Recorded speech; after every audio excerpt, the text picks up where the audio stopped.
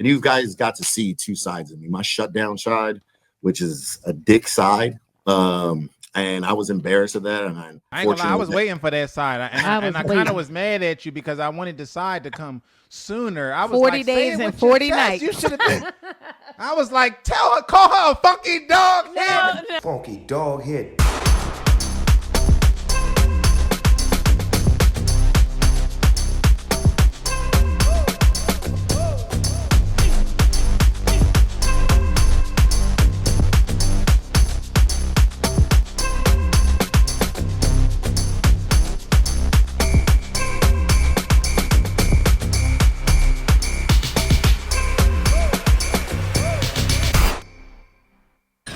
Girl, Intisar Eleanor. I'm joined by my beautiful husband, Joseph Conner. Hey. And you are back on the Mimi Tipton Conner's couch, okay? Yeah. And yes, we're talking all things Married at First Sight because guess what? It ain't over. It ain't over. We got more to say. We are back. We do have a special guest today that will be joining us. But before we do, we're going to get into where we are in our pregnancy journey. Y'all been giving us such good feedback about how y'all like how we talk about it.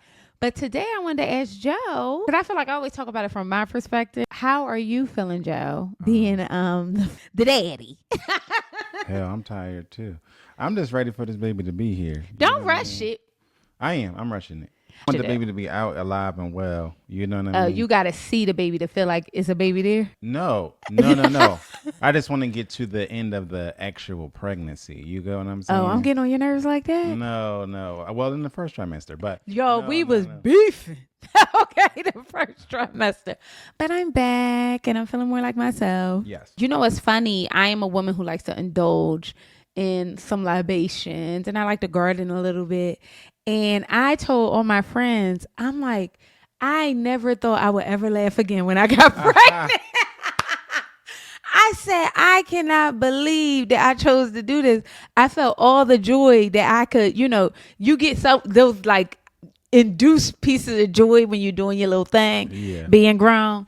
And I said, I will never laugh again. You know what I mean? And I want that for you. That's part of why I want that baby to be here, so you can be back to. Because also it feel like I don't like feeling helpless. So like when you are going through pains or you throwing up or you can't get comfortable or whatever, like it's nothing I could do. You know what I mean? So I also don't like feeling helpless. And I'm waking everybody up at night. So, but it's been fun because I've been eating a ton of stuff. And Joe lets me do a ton of things. One of the biggest things that he did last time, yesterday we had a conversation. We went to Costco, and in the car I told Joe, I don't want no mess. I don't want to hear your mouth. Okay, I want to go into this Costco. I want to get whatever the hell I want to get. Yeah, we don't ever do that. We're not. Joe, she's out of control. So no. Joe is Scrooge McDuck. If you have met somebody who hold on to $1, Joe gonna hold on to $2. He gonna hold on to your $1 and his $1. Somebody has to get order. Somebody has to keep the train on the tracks. The point is, I went. We spent a ton of money. So thank you, because I had a good time at the Costco. I was eating all day little samples and everything. Yes, we was. And he let me get everything I wanted to get. So thank you for that. It was a very enjoyable. He heard what I said. He did hear what I said. And I made the lamb shank in a bag. Yeah, which was amazing. It was amazing. So I'm saying all that to say, we're still talking Married at First Sight. I'm actually really excited because I feel like I still have some things to say and get off my chest. But I'm super excited to join in and bring on in David from Married at First Sight season 18. Yeah, hello, everybody. How you guys doing? What's up? Thank you for joining us, man. Thank you for having me. We're just going to get right into it because I need to know, is this your podcast shirt? You know what I mean? I want to know right off the bat. Did you come wearing your podcast shirt or not? It's new. It's new. I can tell you that. Okay. Nah, we just messing with you. No, in real life, it is so good to have you here, David. We've been fighting and caping for you, or at least I was the first half of the season. Baby, me, cousin Denise, and Mama was going to have to pull up. Because I said, hold on, let me get my thing to get to Chicago. He needs my help. Okay. I could have used all the help. We are like 2 years, which I cannot believe, removed from Married at First Sight, and you're reliving it all over again. Yeah. How are you feeling? Well, first of all, let me say congratulations on the little one that's going to pop out soon. I want to Yeah. start off with that. Thank you. But how I'm feeling at this moment, happy, so happy and You just look in happy. love. And, You really You sound do. happy. it's easy when you could talk to somebody that talks back and gives, you what you need in communication and just opens you up for the person that you are. And you want to do the little things for her, and she appreciates those little things. It's just amazing. I got what I wanted when coming onto the show, and it was probably unconventional in all aspects of it, but I got what I wanted, and here I am today. Well, I actually want to go back to the beginning, right? Because I feel like there was a lot that went on this season. But I actually want to go back to the beginning because people on the show as well as in the comments have had a lot to say Jesus. about things that you did down to the very beginning when you first meet your wife and you tell her, I smoke cigarettes and I live where I live and whatever. Let's go back to there and take us through your thought process in saying what you said, why you said what you said, and what it was like going through everything that was happening at the same time.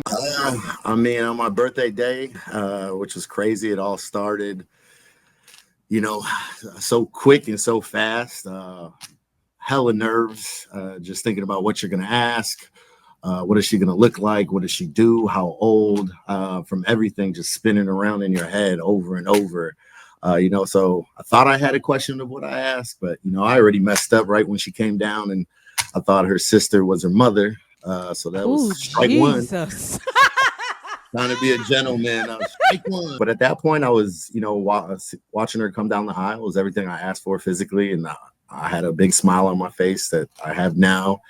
Looking over at my parents, just seeing them enjoy. But it was a crazy, crazy journey. And then to go from what I said to smoking cigarettes, drinking, living, I just felt that we had a blank slate. And it was definitely nerves. Trying to just get all the bad shit out the way first. I probably could have microdosed it in here and there, but at the same day, you're going to still get the same David. Day 2, day 3, I am who I am. And I just thought that, if I said it 3 weeks down the line and things were going good, then shit blows up, but it was already blowing up.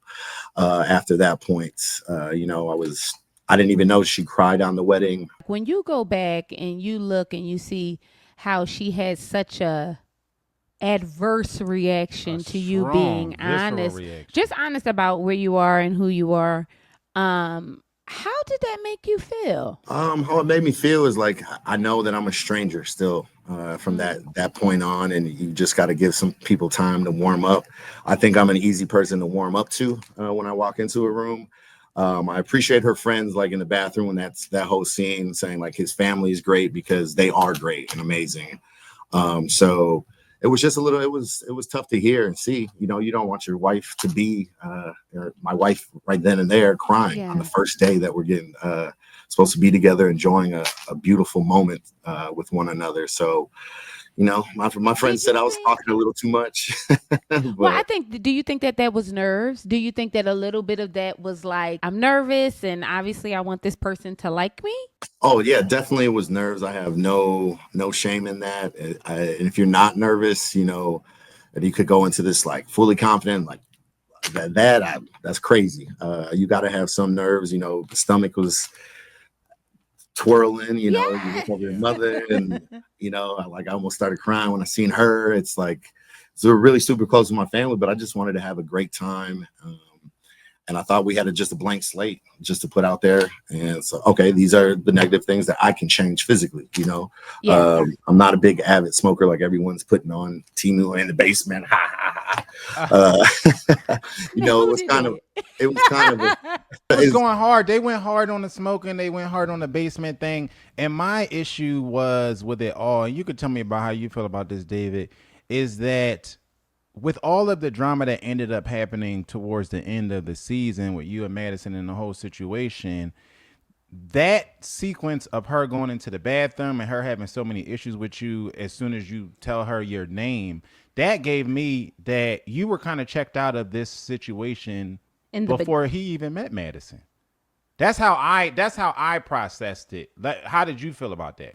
There was a lot of thoughts going in my head, just from, going back to the honeymoon suite afterwards and ordering 50 chicken nuggets. Oh, Is yes. sitting back there. It was just, the flow of conversation that I thought would be there was not there. So from that point, it was just very, And this is kind on of, the wedding night. This is on the wedding night before you even meet any of the other couples. yes, correct. It was just, it was kind of one of those things. Like her friends were great because I had even asked a question. I'm like, and they're like, oh, you're physically what she's asking for and looking for. And, they're like, you're not going to outshine her. And I was like, I'll never outshine a woman. Like I'm me. I'll give her the room. I don't need to be the center of attention. So it's just one of those things. I was just trying to grasp where I can go and move forward to, and just continue the process together and just have fun. I know it's a tough situation. It's stressful. There's a lot of pressure. You're in a pressure cooker.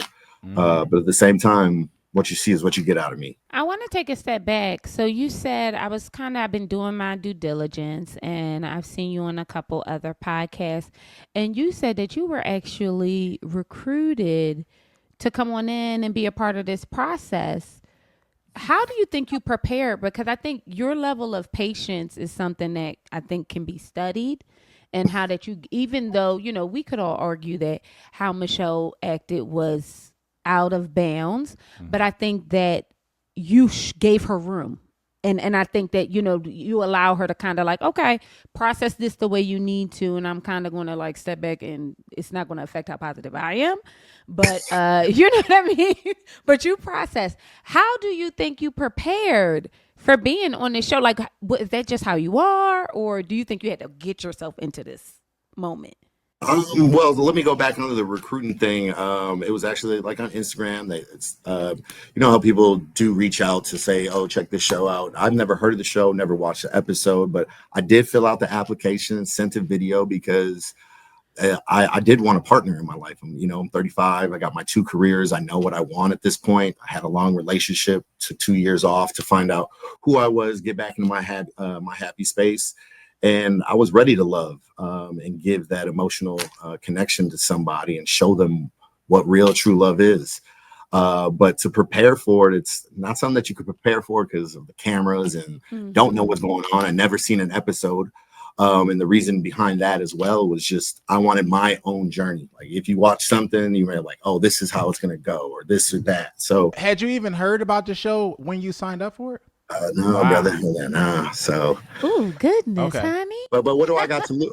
What do I have to lose though? If 1,000%. It's either I come out with the woman of my dreams, or hopefully someone that maybe it's not the connections there. You can still build a friendship. So it was like I'm not losing anything, but I'm gaining a journey that no one else said they could do, and I did it myself in my way. Yeah. At the very least, you did it for the plot. And I can appreciate that. I can absolutely appreciate it. And that's also very Leo of you. Leo. That's also very Leo of you. I want to take a step back because I got to get to Mama. Mama meets Michelle with Cousin Denise.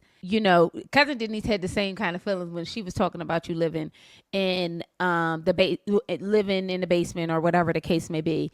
I personally took a little bit of umbrage with that because if I'm being honest, that's the kind of culture I come from too, where like everybody just lives in a household. And I've said this before, like it's not far-fetched for the unmarried man or the unmarried, son or daughter to still live in a house. That's just what we do until you're like actually in the world with your person. You know what I mean? And a lot of times it's cultural. And for me, it was like, so I was taking like umbrage, like, he could do that. Like, you know what I mean? Like it makes sense. He's at home. We're all working here together. We have a community. We live and work together and it's fine. How did your mom and your cousin feel when Michelle was having this conversation with them about your living situation? And she's obviously she finds it abhorrent. How do you feel like they felt in that moment? I mean, they didn't have to tell him anything. I read it off of their face. Oh, I read it. Cousin Denise was not playing.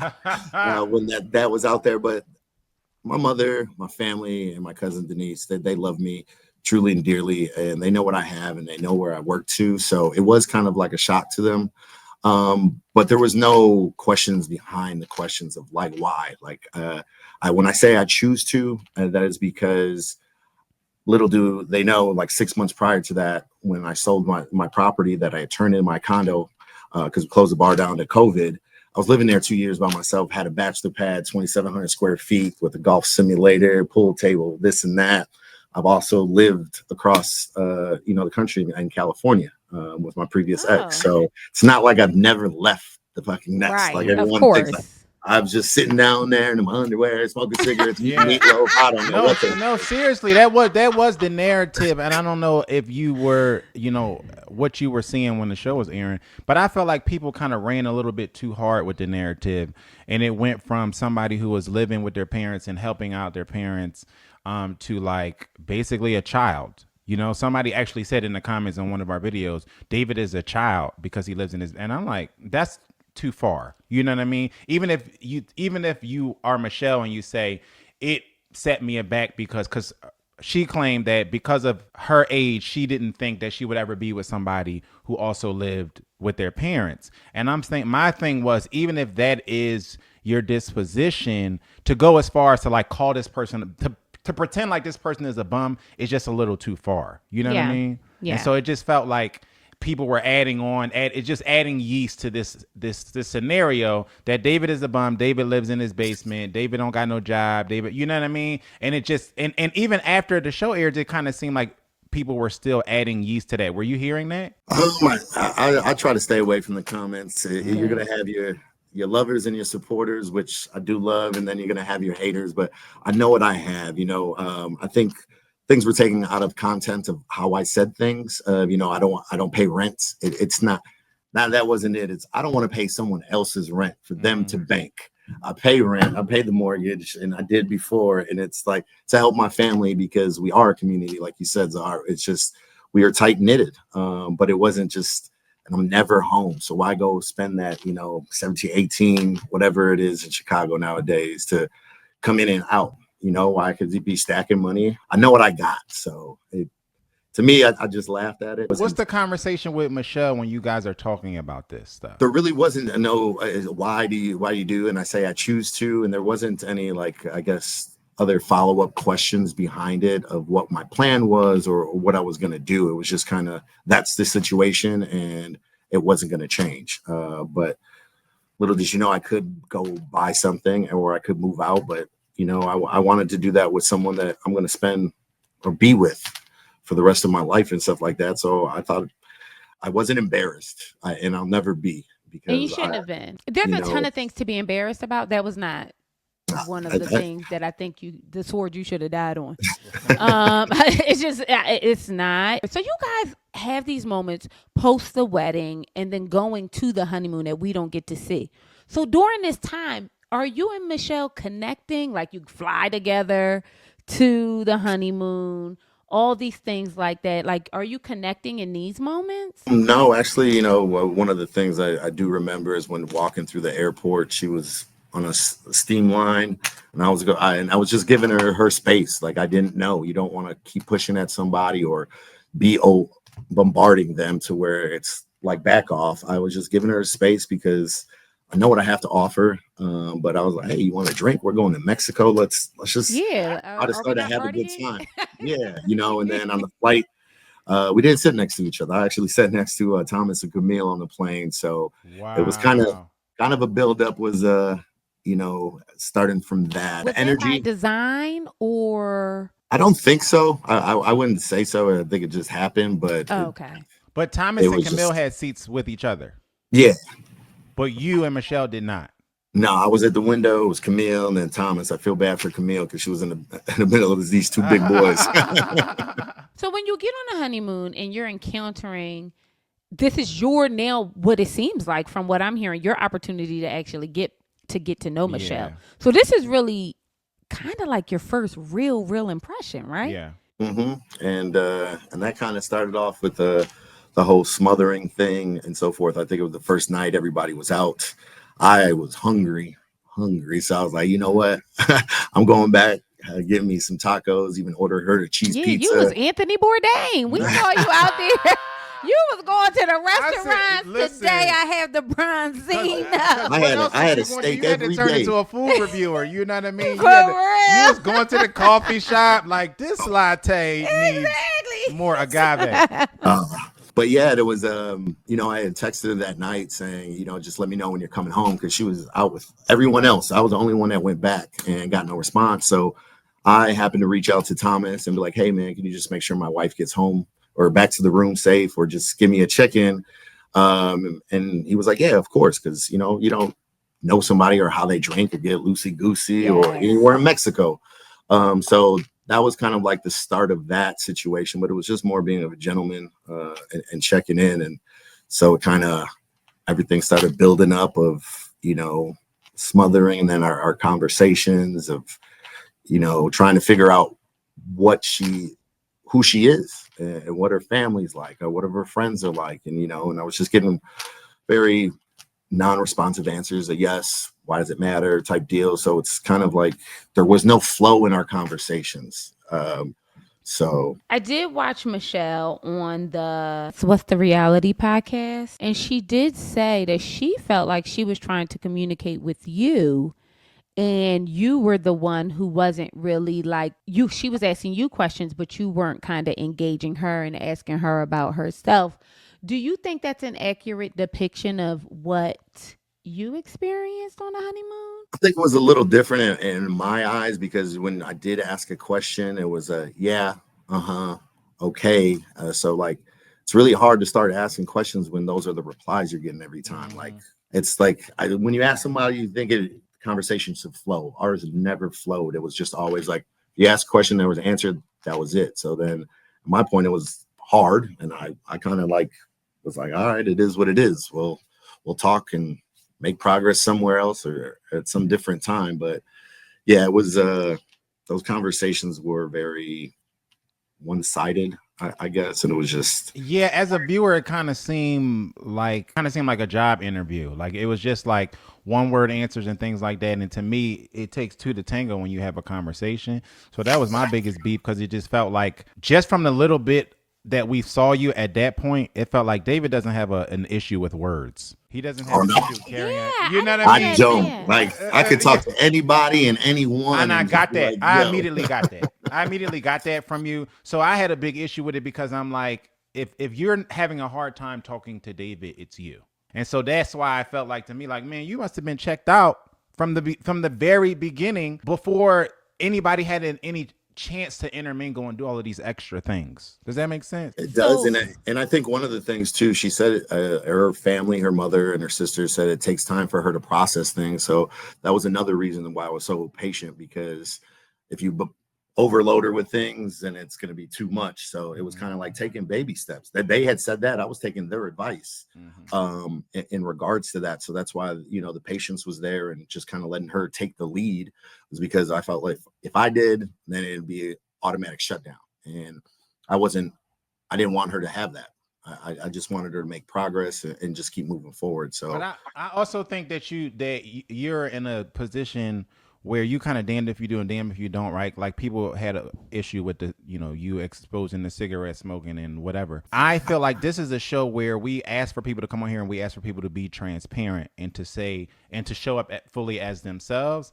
So I think that we can't kill people for actually being forthcoming with information and then be upset when people are not. Because had you not have told her that you lived in your parents' house, had you not have said I'm a smoker, I'm a drinker, or whatever, people would have been upset about that. We've seen it happen. We've seen it happen on previous. Well, they were withholding information. You know what I mean? So I just want people to make up their minds when they, you know what I mean? Get in the soapbox in the comments and have an issue with somebody being honest about what they have and where they're at. Because then I could see people say, well, he should have told her where he lived on day one. Had you not have done it. Without Michelle, did you enjoy your honeymoon? Oh, hey, I was waking up at 6 o'clock in the morning, watching sunrise, walking down the beach. I probably went around that whole resort by myself, you know. I love that resort. I stayed there before. I had a steak at every place. I done checked it out. Met the employees. They were cool. They were calling me Jason Momoa and stuff like that. And I was like, hey, you know, I'm the T-Move version. People. But no, I wish we could have did more, you know, and just enjoyed everything about it. You know, we're on our honeymoon. It should be fun. It shouldn't be hard. Unfortunately, it just didn't work out that way. But, I got some good food, enjoyed the weather and just the surroundings of just being on vacation. Do you think when you guys went home and you were able to maybe kind of meet with the experts and everything like that, do you think you had hope that the relationship would turn around? Yeah, I always had hope and always had that, an open door. And I was just trying to grasp onto something to see where we can make progress and move forward to, because if you just shut it out, then what am I doing here? At that point. So it was just like we make progress in a conversation, thinking's going forward, and then it just comes back to the same thing of the pressure cooker of live financials, this and that. We did speak about financials when the experts had asked. There was never off-camera conversations about we're still real people. We still have real lives. That was the thing for me. It was like we didn't really have those conversations. And she said that we talked, and on the anniversary night, I had made it back with the one that I came to and left. I was in my room and I heard her come in, and if my door was closed and engaged in the conversation. If I'm staying in my room, she's not coming knocking on my door telling me how the rest of the night is. It kind of just goes. So that's the thing that I wish people could understand. It was just like me texting, how's your day going, this or that. She said she's a bad texter, but that's not real. I'm a bad texter though. Yeah, but no. Joe, you was never a bad texter with me out because when I don't answer that phone. You know why? Because people make time for things that they want to make time for, right? Barack Obama had a wife and kids the entire time that he was president, and they're still married today. He had every excuse to just be like, well, I'm busy. I'm a bad texter. You know what I mean? People make time for what they want to make time for. So I think when people tell you that, it's an immediate red flag. Well, I just didn't get back to you because I'm just not good with my phone. Like, what? And you're a millennial? That's not real. So at the end of this season, I had thoughts and feelings. It's so funny because in doing my due diligence, I feel like I'm back at square one, which is crazy. Michelle said something that kind of brought me back to square one. I'm going to be very honest, and kind of made things full circle for me and how I kind of see how everything's unfolded for you, David, in particular. She said that she knew during the honeymoon that she was not going to go any further. She felt like you all were like you weren't compatible. When, after enduring so many different, things with Michelle and maybe the nitpicking about the sushi and this and that, when did you know, I'm going to ride this out and then I'm going to keep it moving after this? It was just, I guess our anniversary at the sushi was that kind of breaking point for me, because I was really trying, and I was trying to every aspect of just doing the things that she likes to do or so. But it was just that moment, I think, when the bowling too with my friends, of how I was just taking those jabs of I know he's not my person, or I swear too much. I'm not that person. I can talk to a CEO very properly. I could also say, hey, what's up? Or be that way. Code switching. Yes, I mean it's a part of who I am and how I was raised. I know how to respect people and have an intelligent conversation with someone, and it just made it seem like that I couldn't do those things when I knew I could. So I think it was at that sushi anniversary. A lot of the commentary around that time made me feel like she was just looking to build her case. It made me feel like she was just looking for an out. Well, you curse too much, or I don't like the way you drink your water, blah, blah, blah, blah, blah.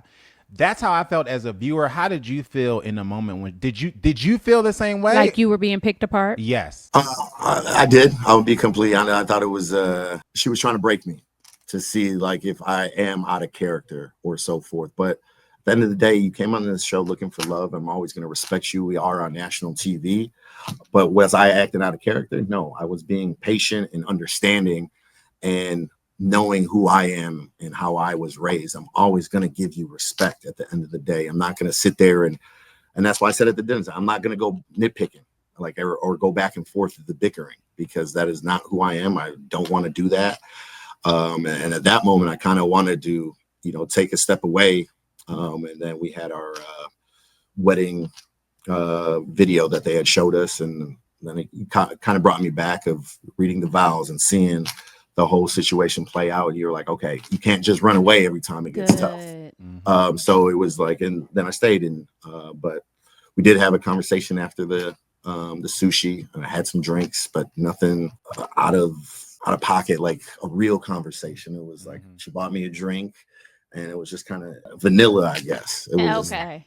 But you didn't feel like it was like this is going to move us forward in any way. Yeah, no. Okay. So you have a friend that came to the housewarming that ate her up. Okay. Oh, my boy Money Mike. Let me tell you something. Money Mike is my friend too, because sometimes you want your friends to remain and continue to have the decorum that they have.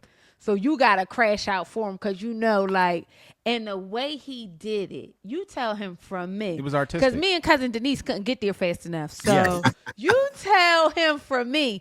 At that moment while we're watching it, it was really hard, because it, to me as a woman, felt like trying to knock you down a peg a bit on every little thing. And for him to come in and say, well, we could undress you too. Mm-hmm. You know what I mean? About your shortcomings and everything like that. I think that was such a big thing to do. How did you feel about being supported by the people around you? It was amazing. The way that he came in, and the first time that I seen it, I was like, damn. I know that's right, Money Mike. I know you love me. Like he is a brother to me. I call his my mom. He calls my mom. And that's 20 years of friendship and brotherhood that'll never go away. And I'll have his back to the day he dies, and he'll have mine. So I appreciate him so much. And, the people that I brought into, the bachelor party and those individuals, that's real love. And it doesn't get better than that, because that person is going to defend you. They're going to stick up for you, but they're also going to show you that this is the man that he is, and that he can do these things. And it was amazing. It made me, right now smile, and just like, I know I got me a good one. Yeah, like a real one. Yeah, like those you don't come across those too often. And there's not a lot of people that can say that. And I'm proud to say that's my man's right there. That's my brother. That's why I really wanted to big him up, because that really stood out to me. Yeah.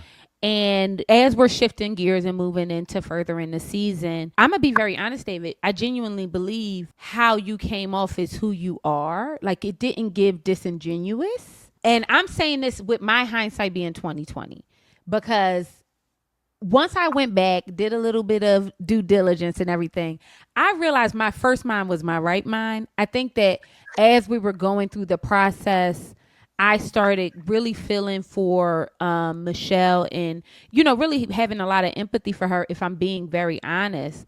But watching it But that was more so her as a detective, and you admire her detective skills. I ain't gonna lie, I love that shit. But that's what that was about. I love that shit. But I really do feel like seeing you show up that night at the dinner, despite the fact that everybody else was crashing out, and you coming from work, and that is such a big thing to do. Like I've had that kind of feeling with Joe showing up for me, and I not knowing he was going to make it, or coming off a tour to do something for me. And I was like, oh my God, like, this guy is so dope. How could she not see? Yeah, and I don't know if you felt this way, but I kind of felt like, even now it feels like they're trying to paint you in a brush of he was disingenuous. Exactly. That's what I'm getting at. I don't feel that way. Even with the mistakes that you made, and we'll talk about that stuff, the mistakes that you made with the food and all of this other stuff, I don't ever feel like you were fake. You were disingenuous, and that you didn't show up. Something else that Michelle said in that podcast was that she felt like, oh, I knew something was off the whole time. I knew he was being too nice. And I'm like, every time I talk to David, he sounds the same. Even in your interaction with other people and talking to you, it just felt like I've never seen David show up as disingenuous, and he showed up as the person who I thought he presented as. And that comes from my father. He's just a loving cat, and he's just got that personality, and this apple does not fall far from that tree at all. For people to think that, they've never met me. Until you meet me and shake my hand and talk to me, then you can see. But everyone's going to have their judgment, and I'm not worried about it. I'm just going to keep doing me, being me. And I know that is where I am today. It's just being me. There was nothing fake about it. I could sit there and say, oh, this and that, but y'all read right through me, because obviously I'm not a good liar. Right. I did So- say that about you too, Dave. So you Yeah. know, at that point, I'm just David Eric Trimble, man. When it came to like the experts and how you and Michelle were navigating, she felt like she kind of got like the hard way to go when it came to your interactions with the experts. Do you feel like you were supported? I felt I was, in the aspect that they were kind of calling her out in regards to what she needed to do or work on herself, and bring up the video of like what she asked for. Basically, I'm physical, but someone to brighten up the room. I'm like, damn, that's me. Not to That be was I know you awkward. had Like, to feel that, That way. was like so awkward when they I played was it like, back. oh, but yeah, she got the hard stick of it. But I also did, tell the expert, and I try to give her a hug, and I got a side hug, like, hey, like, I'm not that person. I'm not trying to push you to where you don't want to go. If you don't feel that I'm the one for you, as she stated at her family's house, like, I'm cool with that. But we could still vibe and be real people. That's my thing. Like, Yes. I You don't could to be have a friendship with you. disrespectful. Like, I'm not. Yeah. That's my thing, is like, everyone else loves me, like, but you don't. And the only Yeah. time that I've seen her having really good times is in group atmospheres. And I had told the experts that, and the producers, I was like, man, this is when I kind of see her real side, laughing. I'm like, that's what I want. Why can't I have that? But we had to be around a group for that to happen. And thought we were making a little progress when I made dinner that night. And she ate all the food. But it was like, all right, cool. Maybe we're going in the right direction then. And then, You know what's funny you say that, David? This is random. This just popped in my head. Joe, no. I'm like really, I don't eat nobody food if I don't like it. She really was not. This is cultural. I really will not. I'm like, I'll be in your house all night long, Yeah. starving. Okay. I won't drink from your cups, none of that. She I'll be like, really- oh no, I don't need a glass. Don't give me none of Yeah. that ice. I don't want no Give me water. a can. Like, as long as you got some Funny that you adobo, you're all right. yeah, Yeah. You make everything taste better I'd be with like, adobo. So when you guys are having these conversations and you feel like, okay, to no avail, we're kind of not moving forward, it's feeling really stagnant. Do you all have the conversation with each other that is not going anywhere? It was, I feel like, a mutual thing. There was no conversation like, we're not doing this, let's just move on. Because I was still trying to have a conversation with my brother on FaceTime, and he's like, are you really trying it? Like, and you guys got to see two sides of me. My shutdown side, which is a dick side. And I was embarrassed of that. And I ain't gonna lie, I was waiting for that side. I kind waiting. of was mad at you because I wanted the side to come sooner. I was 40 like, say it days and with your 40 chest. nights. You should have been. I was like, call her a funky dog. No. Because you didn't have to call her that. I was calling her a lot of funky dog kids. No, we was on. And on I did this. apologize for some, Michelle, but I some of did them I'm want you- saying. at some point, it felt like you became a punching bag to me. And I didn't like watching that and I know that was you trying and being, because we want people to be consistent. But I'm also a Pisces. Like, I can love you as hard as I can disappear and be a monster to you. And I Yeah. just felt like she went past the point of, okay, like, this guy's just being nice and consistent. And so at some point I just felt like, man, I'm tired of watching this guy be a punching bag. Yeah, trust me, my friends have given me all this shit about it. Like, how did you not just go like Rambo on her ass? I was like, well, we are on TV. I will say that, but True. Yeah. That's true. but there's also that respect factor at the end of the Yeah. day of like, I don't want to just tear somebody up that I really truly don't know, and that aspect. So I was holding it in, and maybe I should have been a little more vocal and of how I felt and what I needed at those times, rather than just letting it ride. And if I could go back, and I believe I told Michelle that I wish I would have came out and said, hey, I need a little more of this, a little more of that, so that we can move forward together, rather than just saying, oh, your laugh is cute and this and that. The little Joe laughing because he's mean. uh, So do you feel like you even ever really got to know Michelle? oh no, not whatsoever. Okay. And I think from a viewer's perspective, I don't think that we got to know Michelle. And if I'm being honest, I think that's my critique of Madison as well. I don't think that we got the opportunity to really get to know her, because I think they're in it, right? Like, you're in it and you're navigating certain things. So like, you are showing this way, but we don't actually get to see who you are and how you're feeling. Like, I believe that how Michelle acted as a part of her personality, I do not believe that's her whole personality. Yeah. You know what I mean? I don't believe that's who she is at her core. But some of that was, I'm going to be very honest, from a person from the outside looking in, been in relationship with my person for a very long time, it was disturbing to me. Yeah. And I'm sure she is. She's a great woman and has her own and when she's in her own environments around her own people, but for our vibe, our sake, there was never a mesh to where she wasn't letting up off that ass. Everything went back to let's talk about the basement though. Yeah, I'm like, girl, let's not talk about the basement. Let's vibe. Well, I got some things we need to talk about, so we need to shift gears. Cousin Denise, I know you and Cousin Denise, or not Cousin Denise now. Maybe you were sending a message to somebody else. We find out that you're not being completely honest about the message that Michelle, or honest at all, about the message that Michelle received, right? As you're doing it, why did you not feel empowered enough, knowing how you had been treated throughout the experience, to tell Michelle? Because this is the battery in the back part that I would have had. Like, listen, I used to love her, and I still do.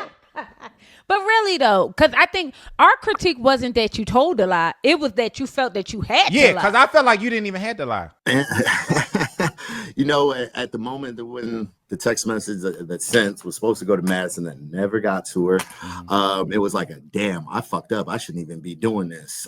Just in you in the must have aspect been on a Four Loco or something. At 8%, that 8%. Yeah. It was just like, oh fuck, I fucked up, Trimble, and I was like, all right, maybe it didn't go through, and this was like just a kind of a sign, like, all right, cool. She never texted back, never knew she got it. I was like, okay, but I didn't go in my room that night and be like, damn, what lie should I tell? What lie should I tell? Because it was something that I thought, all right, never went through. It was a mistake that you didn't make, and right now, boom. And then the question got asked in the car, and it was like, Let me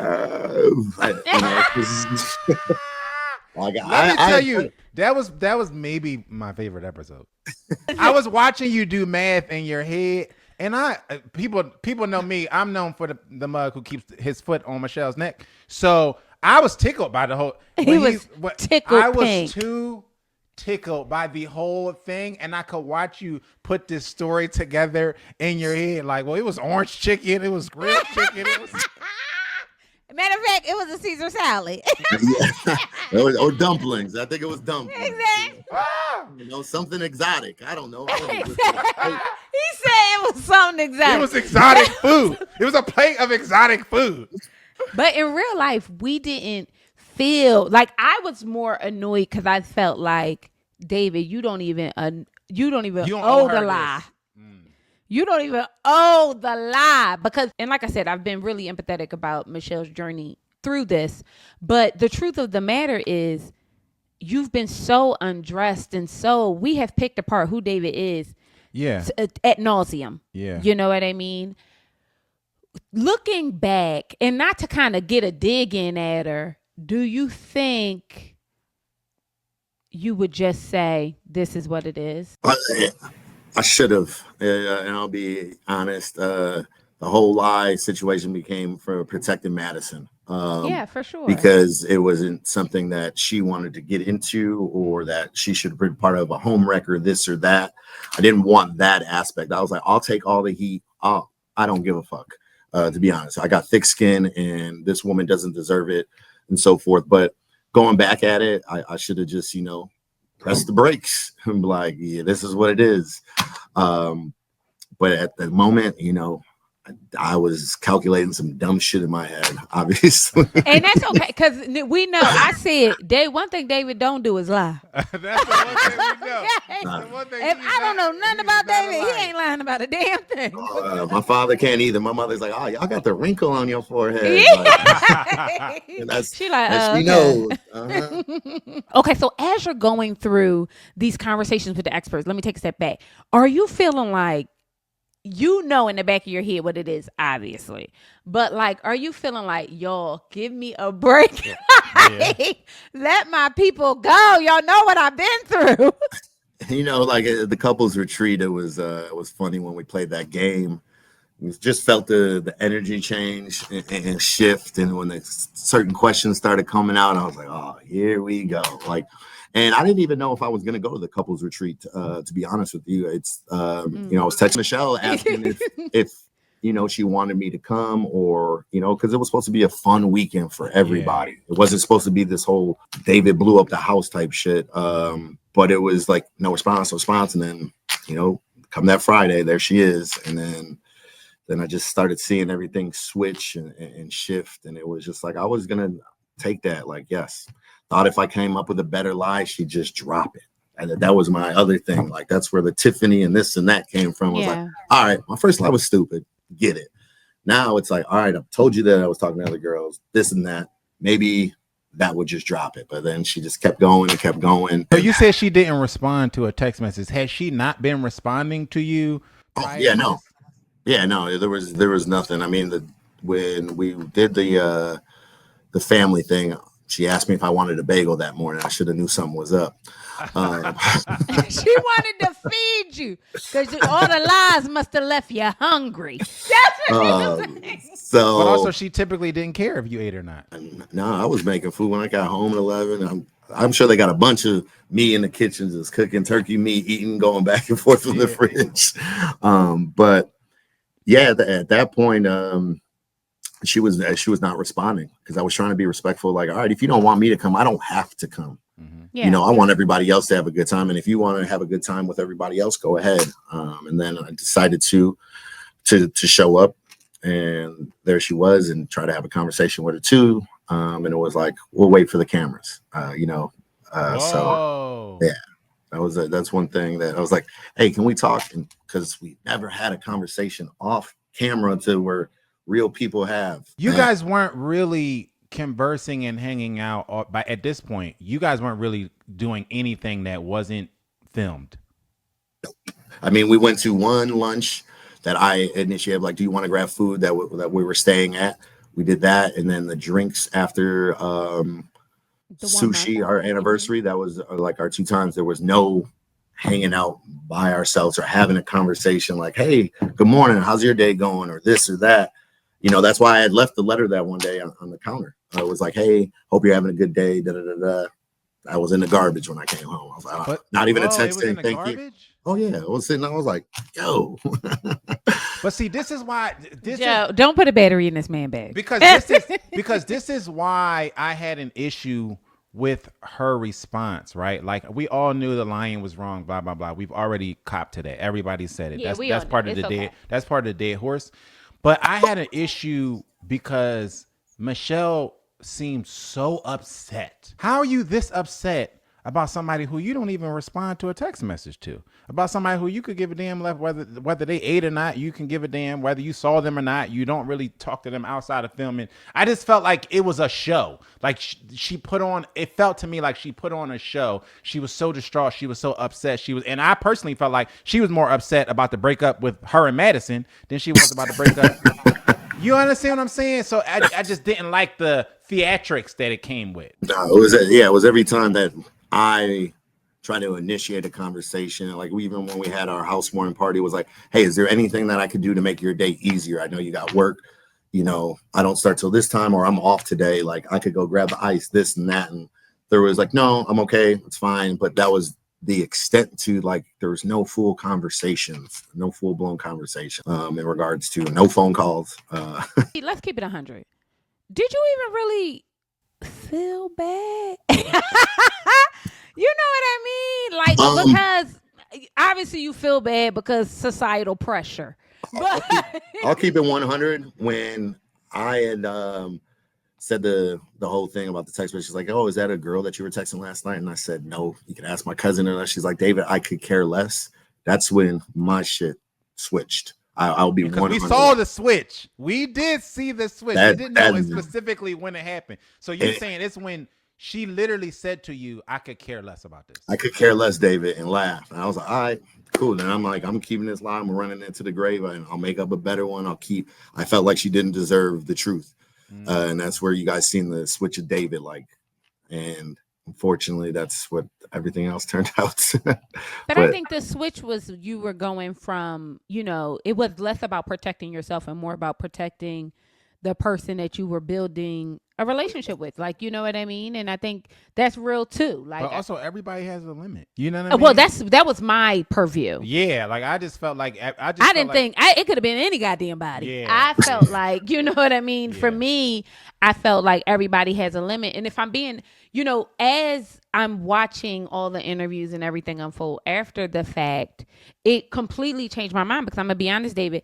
I thought Michelle did it was an Emmy award winning performance. Let me tell you something. I watched that episode at the retreat like 4 times. It was that goddamn good to me.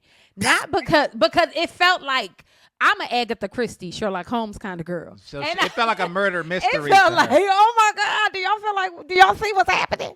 But and while you're there, is it tense like that? Like it was tense to me.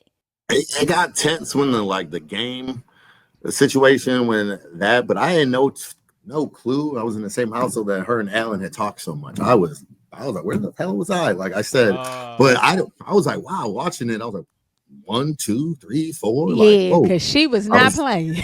No, but once it all shifted, that's when I was just like, you know what it was for, and I think I had gotten a little too aggressive because Camille had came up to me and was like, David, ooh, you hit home on something. Like she knows more than about me than you do, and this and that. And Joe loved that part. Listen, yeah, Joe was like, look at him outside the bathroom. What?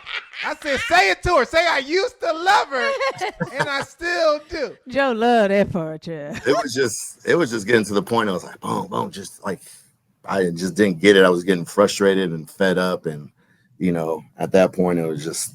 I guess I snapped a little bit. But yeah. Did it feel like a long road for you? Yeah. And then you kind of had this culmination? Oh, it felt super long. When they say like 8 weeks, it felt like I was in that motherfucker for 6 months. Really? Oh, damn. It was long. You was doing time. I was about to say you was doing time. Locked up, they won't let me out. Okay, so that makes sense. Did you get a lot of pushback and angst about, you and Madison deciding to be honest about your relationship? Like, are you seeing people come around, or are you still getting a lot of flack? Oh, we see a lot of love right now. Even when we're out in public, from random people just say, I can see that you guys love each other. Social media has just been, when can we come to your wedding? Can we live chat? This and that. We have people sending us like mugs, a wedding book, keychains. It's like these people truly want to see a true love story, and they see that with us. And I think in the beginning, people may have thought that it was just for camera, that they're just doing this to make it through. But I love that woman dearly. She makes it so easy. Just to be clear, you guys are officially still together today. Oh, yes. Yeah, baby. Like about a year and a half, we just got back from Barbados about a month ago. Let's go Barbados. Y'all living a life. Yeah. It's just, we're big game people. We'll stay up. It's just so easy. I don't even know what to say other than that. What's Madison's sign? I believe November 17th is the B-Day. So okay, Scorpio. Scorpio. Oh yeah, y'all gonna be just fine. Okay. I'm gonna be honest. When I sat down, one of my biggest things when I sat down with Michelle, I was like, I wonder because I've never seen anybody act like this towards another person. That's being honest. You know what I mean? Even like my girlfriends, when I'm coaching them and everything like that through their relationships, I've never seen anybody kind of react to somebody so viscerally. And I asked her, did she think, she had some kind of intuition about, intuition about who you were. And maybe that was like kind of like bubbling up inside of her. And that's the reason why she treated you this way. Do you feel like it even had anything to do with you? Like hindsight being 2020 and you watching it back and watching her kind of crash out. Do you feel like This had nothing to do with me. Yeah, a little bit. Like it's like because you either were going to believe what I said or not, and she wasn't believing anything I said. So at that point, then I felt like it didn't really have to do with me. I think it was more of the lying, which I take full accountability for. She just came forward and been like, "Boom, this is what it is." But yeah, it was shocking just of how she was so invested in just she wanted to know. But I mean, she had every right to know. And I give her that, but it just didn't have to go. I play in fault of that. It didn't have to go to where it all just blew up everything. Do you feel like she was ready for marriage? Like, do you feel like when you jumped into this position in the beginning of the season, do you feel like she was actually ready to be married? I don't think so. I think she even stated it that she wasn't ready for like all this, like the cameras and everything else. So I don't. I never knew what her relationships were. I did ask that question. She said they were good. Wow. So So y'all never even talked about exes or relationships. So I you brought only know her name. I brought that up on the honeymoon. I was like, "Oh, how was your past relationship?" And the answer was good, and that was it. There wasn't like a good, we went up and down, or it was a mutual split, or this and that, and then, and the question of like, how are you with your family?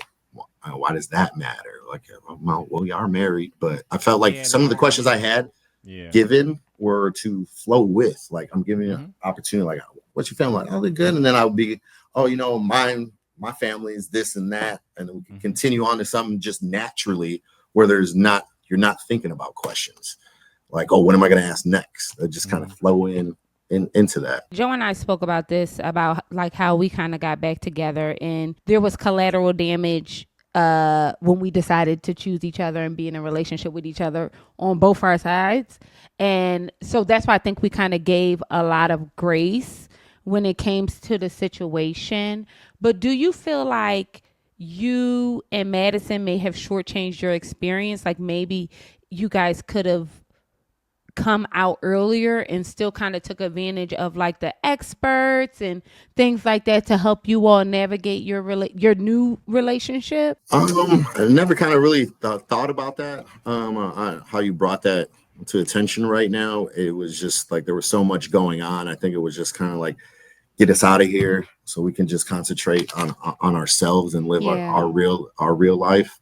And that's what I'm blessed with right now, is like day in and day out.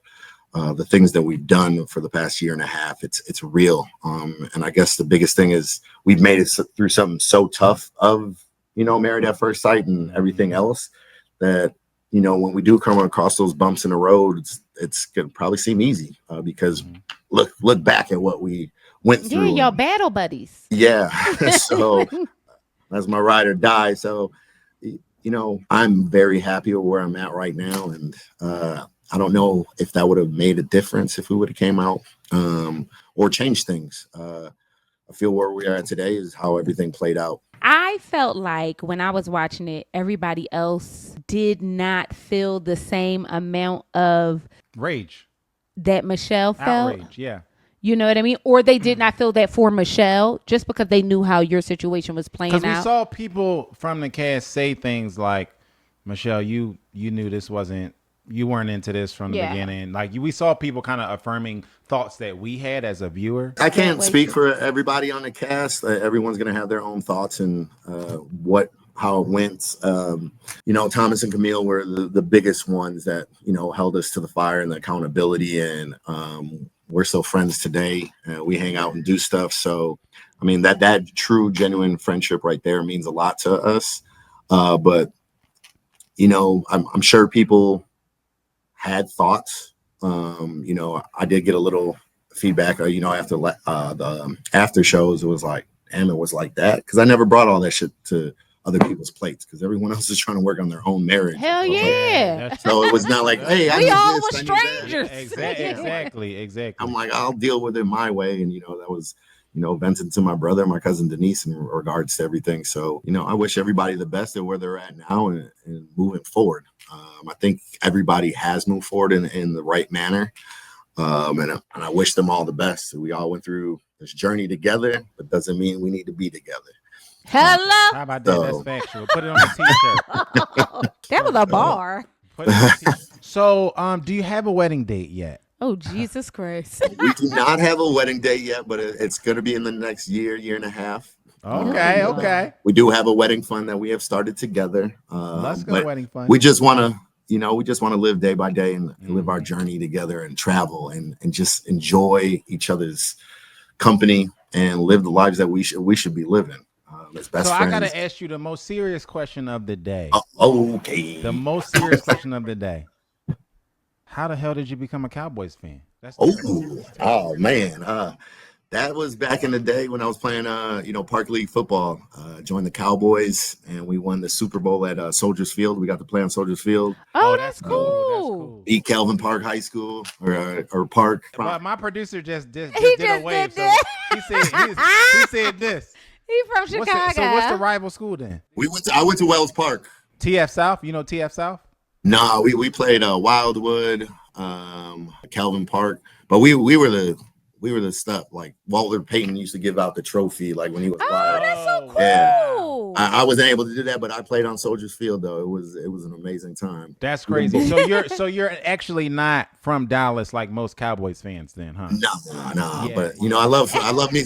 I will tell you a funny story. My 8th grade book that everybody signs, I'm like, oh, keep in touch. I didn't put my regular name on it. I put Prime Time. That's what I did. I still got it. But the Cowboys were winning. Like winning. So you're a bandwagon fan. So you were aging yourself die because. But we love Prime Time. I watch Colorado strictly because of Prime Time. So we do love him. We love Prime like Time. We respect that. And I want to apologize for you because I could have had the Super Bowl trophy here so you could see what one looks like. Because I know you haven't seen one in so long. And baby.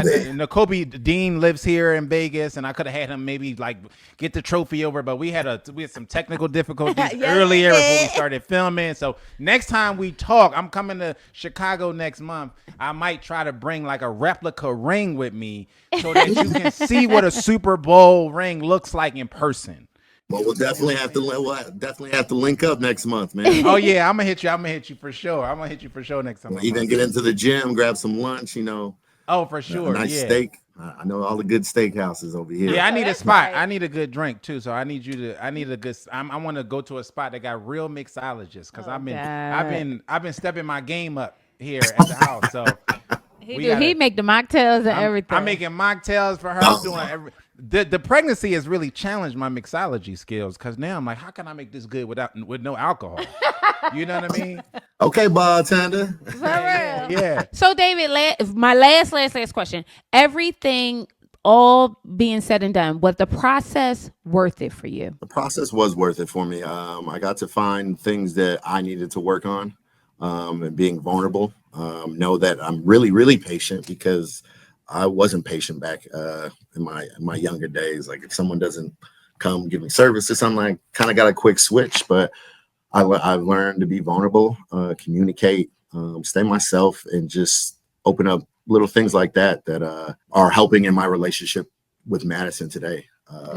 And communicating is a big thing because we communicate so well, and just being vulnerable with her. Because I used to. I'm a Leo, like I'll deal with it myself. I don't want to put my problems on you type deal. But now it's opening that up. Like, hey, I don't feel good today, babe, or this or that, rather than just keeping it all on my shoulders. I have a partner that's willing to accept it and be open. We love that. Shout out to Madison. We would love to get to know her. We didn't get the opportunity to get to know her this season, but we would love to know her a little bit better. Hey, if you guys ask her on, I'm sure she will. And so she could give her real authentic self. She is a bundle of joy. Like if y'all ain't laughing with her, then y'all got problems. I swear to goodness, we did not see her laughing until she was interacting with you. No, yeah, we. So I didn't even know Mama could. Yeah. I didn't even know. I was like, she's smiling and hugging. This is the most she ever smiled and hugged the whole time. For real, stranger danger. But in real life, we really do appreciate you joining us. Yeah. We wish you guys all the luck and love. And let me tell you something. It might feel this way. It's only going to feel like collateral damage. I said at the end of our reviews last time that we're all going to get over this and be like, you know what? They love each other. Who cares? Yeah. And I really think that's the trajectory everybody is going to be on as we see you guys on the gram and living your life and traveling. It's really beautiful to watch. So I'm wishing for y'all the great race. I hope the great race call y'all so y'all can go and do that. Oh, the amazing! We would love to go on the race. Like, we are so competitive. Like, she's on a 13-game winning streak right now, and she's whooping my ass in a game I bought her, and I'm like, oh. I can see y'all doing that. I can see y'all doing a little bit of traders. So I'm wishing all those fun shows for y'all.